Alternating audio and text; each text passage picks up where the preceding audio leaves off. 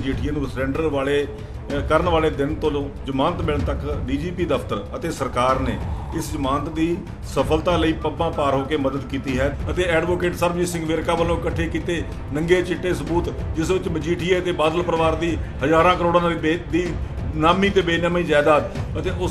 ਉਸ ਵਿੱਚ ਸੱਤੇ ਪਿੰਦੇ ਤੇ ਔਲਖ ਨਾਲ ਡਰੱਗ ਧੰਦੇ ਵਿੱਚ ਪਾਰਟਨਰਸ਼ਿਪ ਬਾਰੇ ਢੇਰਾਂ ਸਬੂਤ ਨੱਥੀ ਕੀਤੇ ਹੋਏ ਹਨ ਅਤੇ ਕੁੰਵਰ ਵਿਜੇ ਪ੍ਰਤਾਪ ਦੇ ਆਈਜੀ ਹੁੰਦਿਆਂ ਮਜੀਠੀਆ ਦੀ ਗੈਂਗਸਟਰਾਂ ਨਾਲ ਮਿਲੀ ਭੁਗਤ ਅਤੇ ਜੱਗੂ ਭਗਵਾਨਪੁਰੀ ਵਰਗਿਆਂ ਨੂੰ ਕਿਵੇਂ ਗੈਂਗਸਟਰ ਬਣਾਇਆ ਗਿਆ ਤਾਂ ਜੋ ਡਰੱਗ ਦਾ ਧੰਦਾ ਚਲਾਇਆ ਜਾ ਸਕੇ। ਸਗੋਂ ਸਬੂਤਾਂ ਦੀ ਘਾਟ ਨੂੰ ਜ਼ਮਾਨਤ ਦੀ ਵਜ੍ਹਾ ਬਣਾ ਕੇ ਪੰਜਾਬ ਦੇ ਲੋਕਾਂ ਨਾਲ ਧਰੋਹ ਕਮਾਇਆ ਗਿਆ ਹੈ ਤੇ ਜੇ ਕਾਨੂੰਨ ਇਹਨਾਂ ਮਾਈਲਾੜਾਂ ਵਾਸਤੇ ਵੀ ਬਰਾਬਰ ਹੈ ਤਾਂ ਇਸ ਬੈਂਚ ਦੇ ਖਿਲਾਫ ਫੌਜਦਾਰੀ ਮੁਕੱਦਮਾ ਦਰਜ ਹੋਣਾ ਚਾਹੀਦਾ ਹੈ। ਤਾਂ ਜਿਹੜੀ ਹੈਗੀ ਹੈ ਇਹ ਸਿੱਧਾ ਹਾਈ ਕੋਰਟ ਦੀ ਜਿਹੜੀ ਇਹ ਕਾਰਵਾਈ ਹੈ ਇਹਨੂੰ ਅਸੀਂ ਚੈਲੰਜ ਕਰਦੇ ਹਾਂ। ਹਾਈ ਕੋਰਟ ਨੇ ਬਿਲਕੁਲ ਗਲਤ ਕੀਤਾ ਹੈ, ਗੈਰ ਸੰਵਿਧਾਨਕ ਕੀਤਾ ਹੈ। ਜਿਹੜਾ ਡੀਜੀਪੀ ਭਾਵਰਾ ਹੈ ਉਹਨੂੰ ਬਿਲਕੁਲ ਇਸ ਚਿੱਠੀ ਦੇ ਬਿਹਾਫ ਤੇ ਕੇਸ ਰਜਿਸਟਰ ਕਰਕੇ ਮੁਲਜ਼ਮ ਬਣਾਇਆ ਜਾਣਾ ਚਾਹੀਦਾ ਹੈ ਔਰ ਉਹਦਾ ਰਿਮਾਂਡ ਲੈ ਕੇ ਪੁੱਛਿਆ ਜਾਣਾ ਚਾਹੀਦਾ ਕਿ ਇਹਨਾਂ ਨੇ ਇਹ ਕੀਤਾ ਕੀ ਹੈ। ਜਿਹੜਾ ਐਡਾ ਵੱਡਾ ਇੱਕ ਪੰਜਾਬ ਦੀ ਜਵਾਨੀ ਦਾ ਕਾਤਲ ਜਿਹੜਾ ਸੀਗਾ ਇੱਕ ਮੁਲਜ਼ਮ ਸੀਗਾ ਉਹਨੂੰ ਜ਼ਮਾਨਤ ਦੇਣ ਵਾਸਤੇ ਕਿੱਥੋਂ ਪੱਬਾ ਪਰ ਤੁਸੀਂ ਹੋਏ ਹੋ। ਆਸ਼ੂ ਦੀ ਜ਼ਮਾਨਤ ਲੱਗੂਗੀ ਉਹਦੇ ਵਿੱਚ ਮੈਂ ਵਿਟਨੈਸ ਦੇ ਤੌਰ ਤੇ ਪੇਸ਼ ਹੋ ਸਕਦਾ। ਮੈਂ ਜਿਹੜਾ ਵੀ ਮਾਈਲਾਡ ਹੋਊਗਾ ਉਹਦੀ ਅੱਖਾਂ ਚੱਖਾਂ ਪਾ ਕੇ ਬਹੁਤ ਸਵਾਲ ਕਰੂੰਗਾ। ਇਸ ਗੱਲ ਨੂੰ ਯਾਦ ਰੱਖਣ। ਇਸ ਪ੍ਰੈਸ ਕਾਨਫਰੰਸ ਰਾਹੀਂ ਆਪ ਸਭ ਮੀਡੀਆ ਅਤੇ ਪੰਜਾਬ ਵਾਸੀਆਂ ਨੂੰ ਸਬੂਤਾਂ ਸਮੇਤ ਇਹ ਜਾਣਕਾਰੀ ਮੁਹੱਈਆ ਕੀਤੀ ਜਾਂਦੀ ਹੈ ਕਿ ਕਿਵੇਂ ਬਿਕਰਮ ਸਿੰਘ ਮਜੀਠੀਆ ਨੂੰ ਸਰੈਂਡਰ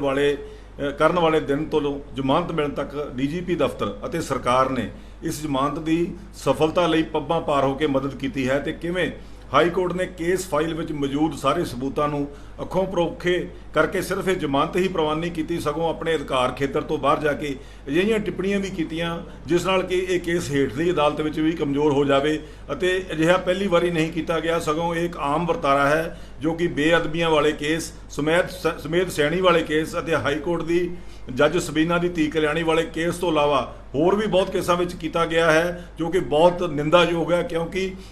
ਹਾਈ ਕੋਰਟ ਵਿੱਚ ਬੈਠੇ ਇਹਨਾਂ ਅਖੌਤੀ ਮਾਈਲਾੜਾਂ ਦੀ ਕੋਈ ਜਵਾਬਦੇਹੀ ਹੈ ਹੀ ਨਹੀਂ ਕਿਉਂਕਿ ਆਪਣੇ ਵਿਵੇਕ ਨਾਲ ਫੈਸਲੇ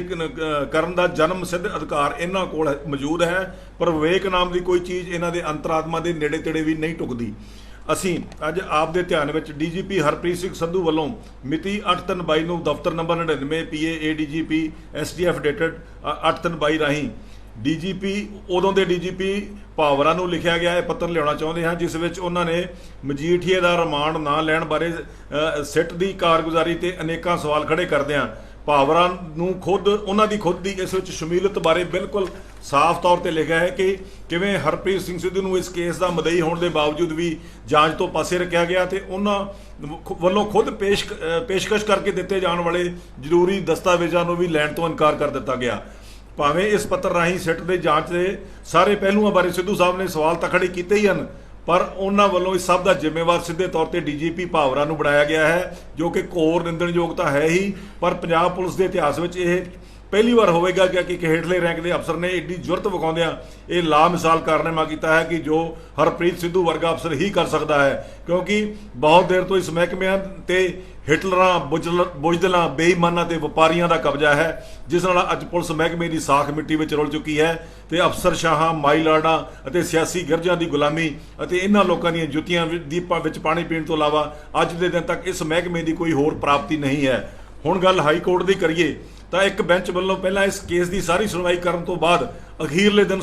ਕੇਸ ਦੀ ਸੁਣਵਾਈ ਕਰਨ ਤੋਂ ਇਨਕਾਰ ਕਰ ਦਿੱਤਾ ਗਿਆ। ਫਿਰ ਦੂਜੇ ਬੈਂਚ ਨੇ ਕਾਫੀ ਦਿਨ ਫੈਸਲਾ ਰਾਖਵਾਂ ਰੱਖ ਕੇ ਪਤਾ ਨਹੀਂ ਕਿਹੜੇ ਪੰਡਤ ਤੋਂ ਪੁੱਛ ਕੇ ਫੈਸਲੇ ਵਾਲਾ ਦਿਨ ਚੁਣਿਆ ਤੇ ਸਾਹਮਣੇ ਪਈ ਸਬੂਤਾਂ ਦੀ ਪੰਡ ਤੋਂ ਅੱਖਾਂ ਬੰਦ ਕਰਕੇ ਮਜੀਠੀਆ ਨੂੰ ਘਰ ਦਾ ਰਸਤਾ ਵਿਖਾ ਦਿੱਤਾ ਜਦੋਂ ਕਿ ਮਰਹੂਮ ਜਸਟਿਸ ਅਜੀਤ ਸਿੰਘ ਬੈਂਸ ਦੀ ਰਿਪੋਰਟ ਜਿਸ ਵਿੱਚ ਡੀਜੀਪੀ ਸੁਰੇਸ਼ ਅਰੋੜੇ ਦੀ ਡਰੱਗ ਕੇਸ ਵਿੱਚ ਸ਼ਮੂਲੀਅਤ ਬਾਰੇ ਇੱਥੋਂ ਤੱਕ ਲਿਖਿਆ ਗਿਆ ਸੀ ਕਿ ਇਹ ਡੀਜੀਪੀ ਬਿਹਾਈਂਡ ਦੀ ਬਾਰ ਹੋਣਾ ਚਾਹੀਦਾ ਹੈ ਅਤੇ ਐਡਵੋਕੇਟ ਸਰਬਜੀਤ ਸਿੰਘ ਵੇਰਕਾ ਵੱਲੋਂ ਇਕੱਠੇ ਕੀਤੇ ਨੰਗੇ ਚਿੱਟੇ ਸਬੂਤ ਜਿਸ ਵਿੱਚ ਮਜੀਠੀਆ ਤੇ ਬਾਦਲ ਪਰਿਵਾਰ ਦੀ ਹਜ਼ਾਰਾਂ ਕਰੋੜਾਂ ਦੀ ਨਾਮੀ ਤੇ ਬੇਨਾਮੀ ਜਾਇਦਾਦ ਅਤੇ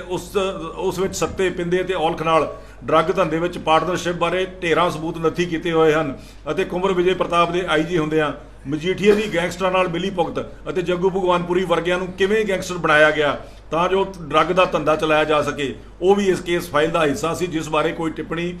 ਤੱਕ ਅਦਾਲਤ ਵੱਲੋਂ ਨਹੀਂ ਕੀਤੀ ਗਈ ਸਗੋਂ ਸਬੂਤਾਂ ਦੀ ਘਾਟ ਨੂੰ ਜ਼ਮਾਨਤ ਦੀ ਵਜ੍ਹਾ ਬਣਾ ਕੇ ਪੰਜਾਬ ਦੇ ਲੋਕਾਂ ਨਾਲ ਧਰੋਹ ਕਮਾਇਆ ਗਿਆ ਹੈ ਤੇ ਜੇ ਕਾਨੂੰਨ ਇਹਨਾਂ ਮਾਈਲਾੜਾਂ ਵਾਸਤੇ ਵੀ ਬਰਾਬਰ ਹੈ ਤਾਂ ਇਸ ਬੈਂਚ ਦੇ ਖਿਲਾਫ ਫੌਜਦਾਰੀ ਮੁਕੱਦਮਾ ਦਰਜ ਹੋਣਾ ਚਾਹੀਦਾ ਹੈ ਕਿਉਂਕਿ ਪੰਜਾਬੀ ਦੀ ਜਵਾਨੀ ਦਾ ਕਾਤਲ ਅੱਜ ਹਾਈ ਕੋਰਟ ਦੀ ਮਿਹਰਬਾਨੀ ਕਰਕੇ ਖੁੱਲ੍ਹਾ ਆਮ ਘੁੰਮ ਕੇ ਸ਼ੇਰੇ ਆਮ ਦਹਾੜਦਾ ਫਿਰ ਰਿਹਾ ਹੈ ਤੇ ਅਖੀਰ ਵਿੱਚ ਐਡਵੋਕੇਟ ਜਨਰਲ ਵਿਨੋਦ ਘਈ ਦੇ ਦਫ਼ਤਰ ਦੀ ਕਾਰਗੁਜ਼ਾਰੀ ਜੋ ਕਿ ਸਰਕਾਰ ਨੂੰ ਸਿੱਧਾ ਦੋਸ਼ੀ ਬਣਾਉਂਦੀ ਹੈ ਕਿ ਉੱਪਰ ਲਿਖੇ ਸਾਰੇ ਤੱਥਾਂ ਨੂੰ ਹਾਈ ਕੋਰਟ ਦੇ ਸਾਹਮਣੇ ਕਿਉਂ ਨਹੀਂ ਪੇਸ਼ ਕੀਤਾ ਗਿਆ ਅਤੇ ਹਰਪ੍ਰੀਤ ਸਿੱਧੂ ਦੀ ਉੱਪਰ ਦੱਸੀ ਚਿੱਠੀ ਤੇ ਕੋਈ ਕਾਰਵਾਈ ਅੱਜ ਤੱਕ ਕਿਉਂ ਨਹੀਂ ਕੀਤੀ ਗਈ, ਸਗੋਂ ਉਸ ਤੋਂ ਕਿੰਨੀ ਦੇਰ ਬਾਅਦ ਤੱਕ ਡੀਜੀਪੀ ਭਾਵਰੇ ਨੂੰ ਕੁਰਸੀ ਤੇ ਬਿਠਾਈ ਰੱਖਿਆ ਗਿਆ, ਕਿਉਂਕਿ ਇਸ ਪੱਤਰ ਦੀ ਇੱਕ ਕਾਪੀ ਪੱਥਰ ਲਿਖੇ ਜਾਣ ਵੇਲੇ ਵੀ ਸਰਕਾਰ ਨੂੰ ਭੇਜ ਦਿੱਤੀ ਗਈ ਸੀ ਡੀਜੀਪੀ ਹਰਪ੍ਰੀਤ ਸਿੰਘ ਸਿੱਧੂ ਵੱਲੋਂ। ਤੋਂ ਹੁਣ ਇਸ ਗੱਲ ਖਤਮ ਕਰਨ ਤੋਂ ਪਹਿਲਾਂ ਦੋ ਚੀਜ਼ਾਂ ਨਾਲ ਇਸ ਗੱਲ ਨੂੰ ਪੂਰੀ ਕਰਾਂਗੇ ਕਿ ਇੱਕ ਤਾਂ ਜਿਹੜੀ ਹੈਗੀ ਹੈ ਇਹ ਸਿੱਧਾ ਹਾਈ ਕੋਰਟ ਦੀ ਜਿਹੜੀ ਇਹ ਕਾਰਵਾਈ ਹੈ ਇਹਨੂੰ ਅਸੀਂ ਚੈਲੰਜ ਕਰਦੇ ਹਾਂ। ਹਾਈ ਕੋਰਟ ਨੇ ਬਿਲਕੁਲ ਗਲਤ ਕੀਤਾ ਹੈ, ਗੈਰ ਸੰਵਿਧਾਨਕ ਕੀਤਾ ਹੈ। ਦੂਸਰਿਆਂ ਨੂੰ ਗੈਰ ਸੰਵਿਧਾਨਕ ਕਹਿਣਾ ਠੀਕ ਹੁੰਦਾ, ਇਹਨਾਂ ਨੂੰ ਕੋਈ ਕਹੇ ਤਾਂ ਬੜੀ ਤਕਲੀਫ ਹੁੰਦੀ ਹੈ। ਤਾਂ ਹਾਈ ਕੋਰਟ ਜਿਹੜੀ ਹੈ ਇਸ ਦੀ ਜਵਾਬਦੇਹੀ ਦੇਵੇ, ਹੋਰ ਵੀ ਉੱਚੀ ਆਵਾਜ਼ ਤੱਕ ਉਠਾ ਕੇ ਆਉਣ ਵਾਲੇ ਸਮੇਂ ਵਿੱਚ ਜਿਹੜਾ ਹੈਗਾ ਕਲਿਆਣੀ ਵਾਲੇ ਕੇਸ ਨੂੰ ਵੀ ਚੱਕਿਆ ਜਾਊਗਾ। ਹੋਰ ਵੀ ਜਿਹੜੇ ਕੇਸ ਆਉਣ ਵਾਲੇ ਦਿਨਾਂ ਵਿੱਚ ਆਉਣਗੇ ਉਹਨਾਂ ਤੇ ਜੇ ਧਿਆਨ ਨਹੀਂ ਕਰਨਗੇ ਤੇ ਇਹ ਆਵਾਜ਼ਾਂ ਵੱਡੀਆਂ ਹੁੰਦੀਆਂ ਜਾਣਗੀਆਂ। ਇਹ ਗੱਲ ਤਾਂ ਜੁਡੀਸ਼ਰੀ ਨਾਲ ਹੈ। ਤੇ ਦੂਸਰੀ ਗੱਲ ਹੈ ਪੁਲਿਸ ਮਹਿਕਮੇ ਤੱਕ। ਡੀਜੀਪੀ ਅਫਸਰ ਜਿਹੜੇ ਹੁਣ ਗੌਰਵ ਯਾਦਵ ਡੀਜੀਪੀ ਨੇ ਉਹਨਾਂ ਨੂੰ ਵੀ ਇਸ ਚੀਜ਼ ਨੂੰ ਧਿਆਨ ਵਿੱਚ ਰੱਖਣਾ ਚਾਹੀਦਾ ਕਿ ਇਹ ਲੈਟਰ ਜਿਹੜੀ ਹੈਗੀ ਹੈ ਉਹਨਾਂ ਦੇ ਆਫਿਸ ਵਿੱਚ ਵੀ ਪਈ ਹੈ ਤੇ ਉਹਨਾਂ ਨੇ ਹੁਣ ਤੱਕ ਇਹਦੇ ਤੇ ਕੀ ਕਾਰਵਾਈ ਕੀਤੀ ਹੈ। ਤੇ ਇਸੇ ਲੈਟਰ ਦੀ ਜਿਹੜੀ ਕਾਪੀ ਹੈਗੀ ਹੈ ਸਰਕਾਰ ਨੂੰ ਗਈ ਹੋਈ ਹੈ। ਉਹ ਉਦੋਂ ਦੇ ਜਿਹੜੇ ACS ਨੂੰ ਉਹ ਇਹਦਾ ਮਤਲਬ ਸਰਕਾਰ ਦੀ ਨੌਲੇਜ ਵਿੱਚ ਹੈ। ਅੱਜ ਸਰਕਾਰ ਜਿਹੜੀ ਹੈਗੀ ਇਹਦੇ ਤੇ ਕੀ ਕਾਰਵਾਈ ਕਰਨੀ ਹੈ, ਇਹਦੇ ਵਿੱਚ ਚਾਹੀਦਾ ਇਹ ਹੈ ਕਿ ਜਿਹੜਾ DGP ਭਾਵਰਾ ਹੈ ਉਹਨੂੰ ਬਿਲਕੁਲ ਇਸ ਚਿੱਠੀ ਦੇ ਬਿਹਾਫ ਤੇ ਕੇਸ ਰਜਿਸਟਰ ਕਰਕੇ ਮੁਲਜ਼ਮ ਬਣਾਇਆ ਜਾਣਾ ਚਾਹੀਦਾ ਔਰ ਉਹਦਾ ਰਿਮਾਂਡ ਲੈ ਕੇ ਪੁੱਛਿਆ ਜਾਣਾ ਚਾਹੀਦਾ ਕਿ ਇਹਨਾਂ ਨੇ ਇਹ ਕੀਤਾ ਕੀ ਹੈ। ਜਿਹੜਾ ਐਡਾ ਵੱਡਾ ਪੰਜਾਬ ਦੀ ਜਵਾਨੀ ਦਾ ਕਾਤਲ ਜਿਹੜਾ ਸੀਗਾ, ਇੱਕ ਮੁਲਜ਼ਮ ਸੀਗਾ, ਉਹਨੂੰ ਜ਼ਮਾਨਤ ਦੇਣ ਵਾਸਤੇ ਕਿੱਥੋਂ ਪੱਬਾਂ ਭਾਰ ਤੁਸੀਂ ਹੋਏ ਹੋ। ਤਾਂ ਸੋ ਇਹ ਦੋ ਚੀਜ਼ਾਂ ਜਿਹੜੀਆਂ ਆਉਣ ਵਾਲੇ ਸਮੇਂ 'ਚ ਪੁਲਿਸ ਡਿਪਾਰਟਮੈਂਟ ਤੋਂ ਵੀ ਪੁੱਛੀਆਂ ਜਾਣਗੀਆਂ, ਸਰਕਾਰ ਵੀ ਜਵਾਬਦੇਹ ਹੈਗੀ ਹੈ ਤੇ ਹਾਈ ਕੋਰਟ ਜਿਹੜੀ ਹੈ ਮਿਹਰਬਾਨੀ ਕਰੇ ਆਪਣੀ ਪੀੜੀ ਥੱਲੇ ਸੋਟਾ ਮਾਰੇ। ਆਉਣ ਵਾਲੇ ਸਮੇਂ ਵਿੱਚ ਇਹੋ ਜਿਹੀਆਂ ਧੱਕੇਸ਼ਾਹੀਆਂ ਬਰਦਾਸ਼ਤ ਕਰਨ ਵਾਸਤੇ ਹੁਣ ਹੋਰ ਲੋਕ ਜਿਹੜੇ ਹੈਗੇ ਜਿਹੜਾ ਸਮਾਂ ਜਿਹੜਾ ਹੈਗਾ ਆਪਣਾ ਖਰਾਬ ਨਹੀਂ ਕਰਨਗੇ ਤੇ ਸਾਡੇ ਨਾਲ ਰਾਜਵੀਰ ਸਿੰਘ ਬੈਂਸ ਵਰਗੇ ਲੋਕਾਂ ਦਾ ਜੇ ਆਸ਼ੀਰਵਾਦ ਹੈ ਤੇ ਅਸੀਂ ਬਿਲਕੁਲ ਇਸ ਸਾਰੇ ਕਲੇਮ ਨੂੰ ਮੈਂ ਇਕੱਲੇ ਆਪਣੇ ਤੌਰ ਤੇ ਲੈਣਾ। ਮੈਂ ਇਹਨਾਂ ਨੂੰ ਇਹ ਨਹੀਂ ਕਹਿੰਦਾ ਕਿ ਮਤਲਬ ਬੈਂਸ ਸਾਹਿਬ ਨੇ ਬੇਸ਼ੱਕ ਬਹੁਤ ਤਫਸੀਲ ਵਿੱਚ ਗੱਲ ਕੀਤੀ ਹੈ, ਪਰ ਜੇ ਕੋਈ ਕਾਰਵਾਈ ਕਰਨੀ ਬਣਦੀ ਹੈ, ਜੇ ਕੋਈ ਕੰਟੈਂਪਟ ਆਫ ਕੋਰਟ ਹੈ ਤਾਂ ਉਹਦੇ ਵਾਸਤੇ ਮੈਂ ਆਪਣੇ ਆਪ ਨੂੰ ਪੇਸ਼ ਕਰਦਾ। ਆਉਣ ਵਾਲੇ ਸਮੇਂ ਜਿਸ ਤਰ੍ਹਾਂ ਦਾ ਵੀ ਕੋਈ ਇਹਨਾਂ ਨੇ ਕਾਰਵਾਈ ਕਰਨੀ ਹੈ, ਬੁਲਾਉਣਾ ਹੈ ਤਾਂ ਬੁਲਾਉਣ, ਨਹੀਂ ਤਾਂ ਜਿਸ ਦਿਨ ਆਸ਼ੂ ਦੀ ਜ਼ਮਾਨਤ ਲੱਗੂਗੀ ਉਹਦੇ ਵਿੱਚ ਮੈਂ ਵਿਟਨੈਸ ਦੇ ਤੌਰ ਤੇ ਪੇਸ਼ ਹੋ ਸਕਦਾ। ਮੈਂ ਜਿਹੜਾ ਵੀ ਮਾਈਲਾਡ ਹੋਊਗਾ ਉਹਦੀਆਂ ਅੱਖਾਂ 'ਚ ਅੱਖਾਂ ਪਾ ਕੇ ਬਹੁਤ ਸਵਾਲ ਕਰੂੰਗਾ। ਇਸ ਗੱਲ ਨੂੰ ਯਾਦ ਰੱਖਣ। ਬਹੁਤ ਬਹੁਤ ਧੰਨਵਾਦ।